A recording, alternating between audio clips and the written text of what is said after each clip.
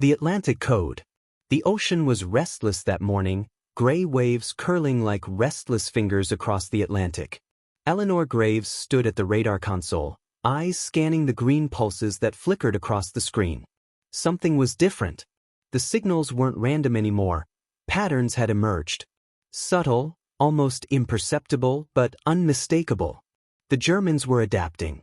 They had learned to anticipate, to hide, to deceive. Simmons stepped beside her, shoulder brushing hers in that familiar, electric way. "You feel it too, don't you?" he murmured. His proximity sent a shiver down her spine, though she tried to focus on the screen. Eleanor's fingers flew across the dials, tracking multiple blips simultaneously. "Yes," she said, voice tight with concentration. "They're coordinating now. Wolfpacks are moving in ways we haven't seen before. They're trying to outthink us." The first blip moved erratically, splitting into two signals. "A decoy," Eleanor said sharply, tracing both pulses. "One is real, one is fake." Simmons leaned closer, almost brushing her hair as he whispered, "I'll take the decoy, you handle the real one." Their fingers brushed over adjacent controls, and Eleanor's pulse quickened. She swallowed hard. Focus, she reminded herself. Lives depended on this. And yet, the warmth of his hand near hers, the subtle brush of shoulders, the low hum of his voice, it distracted her in the most deliciously dangerous way. Across the Atlantic, Captain Lieutenant Otto Brandt adjusted his U-boat tactics, now aware that the Allies were predicting their every move. The Wolfpack formation was no longer a shield but a target. Every pulse of radar above the waves betrayed them. Brandt's confidence wavered for the first time, a flicker of fear in his eyes. Back in the lab, Eleanor coordinated with British naval officers, issuing precise instructions. "Intercept course 3 Delta. Depth charges primed. Timing exactly 2 minutes apart," she said, voice firm and unflinching. Simmons repeated the instructions to a junior officer, his eyes occasionally meeting hers, lingering a moment too long. The first encounter erupted like fire. Depth charges exploded, waves crashing violently, sending plumes of spray into the night air. Blips on the radar confirmed the destruction of one U-boat, while the others scattered, uncertain where the threat came from. Simmons leaned closer, whispering, "I think we're getting the hang of them." His breath brushed her ear. Eleanor's cheeks flushed. "We're not done yet," she said, half teasing, half warning. Her hand hovered over the console, and his lightly grazed hers. The tension between them was electric, impossible to ignore, yet carefully restrained. Hours passed, the ghostly pulses on the radar dancing like shadows. Every U-boat movement was anticipated, countered, and neutralized. Eleanor's eyes never left the scope, tracing blips with precision, while Simmons offered quiet support, his presence constant, intimate, grounding. A sudden alarm blared. 2 blips converged near a vulnerable convoy. "They're attempting a pincer," Eleanor said, tone sharp with urgency. "We need coordinated interception. Depth charges, maximum coverage."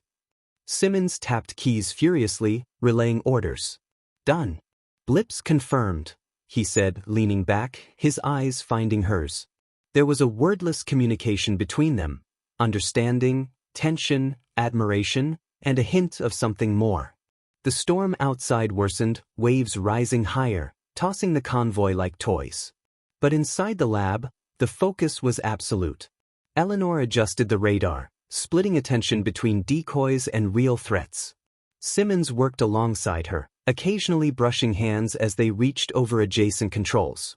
Every touch, every glance, was electric, a dangerous distraction amidst a deadly game. The U-boats made a desperate maneuver. Brandt ordered a deep dive, hoping to escape the unseen eyes. But Eleanor anticipated the movement. "Predictive tracking," she murmured. "They can't hide anymore." Orders were sent. Explosions rocked the Atlantic again. Blips confirmed hits.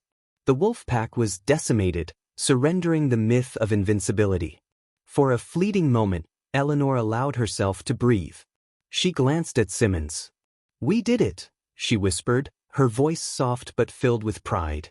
He stepped closer, almost too close. "We make a good team," he said, low and intimate. Maybe the best.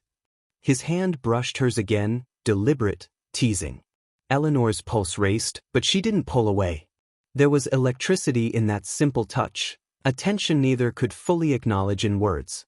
The ocean beyond remained merciless, waves crashing endlessly, hiding countless dangers. Yet above it, the Allies had begun to write the Atlantic Code, a sequence of light and prediction, of pulse and precision, mapping the enemy as never before. And in the quiet moments between blips, between explosions, between orders, Eleanor and Simmons shared fleeting, charged moments. A smile, a brush of hands, a lingering gaze, all while the war beneath the waves raged on. By dawn, the storm had passed. The U-boat threat was temporarily neutralized, but the Germans were adapting, signals shifting, tactics evolving. Eleanor traced the final blips of the night on the radar, exhaustion mingling with exhilaration. Simmons leaned against her shoulder, whispering, "Tomorrow, we'll see if they can outthink us." She smiled faintly, heart still racing from adrenaline, and from the constant, simmering tension beside her. "We'll be ready," she said. But even as she spoke, she felt the pull, the dangerous, thrilling connection that had grown between them over countless hours of life-and-death decisions. The Atlantic was a chessboard, and the Allies now held the eyes to anticipate every move. Yet in the midst of strategy, depth charges, and invisible battles, two hearts beat faster than any radar pulse, entwined in danger, adrenaline, and unspoken desire. The Atlantic Code had been cracked, but both the ocean and human hearts remained unpredictable.